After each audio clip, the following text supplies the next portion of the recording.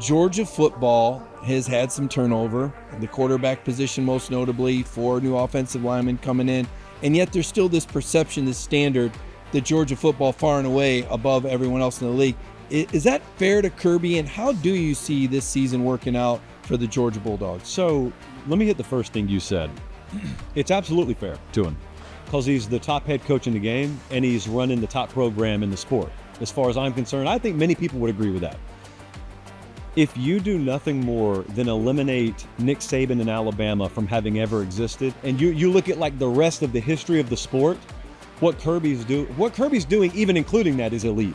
But if you were to erase that recent memory of, oh, we just saw this team be number 1 for 15 straight years, what Kirby's doing would be all the more appreciated. Here's what's normal, okay? What's normal in college football, even for elite programs, is to fluctuate a little bit. It's not supposed to be cruising altitude 38,000 feet, you never dip.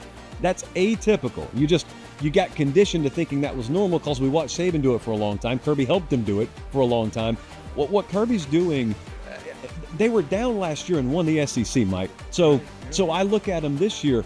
What if that's all they do, quote unquote, this year again? What if it's all they did for a 3-year period? Like, you know the history of this thing. You go back to like even the Bryant era at Alabama. I mean, there was a prolonged period where the guy struggled to win 7 games for a little while, then came back and won multiple championships again. The history of the sport, absent one individual, suggests that what Kirby's suffering through is completely normal, not to mention he's doing it in a hurricane of change.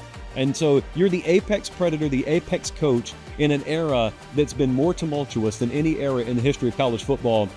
To be 1A or 1B at any given point throughout the entirety of that, I think he'll be okay. I think they're going to be all right.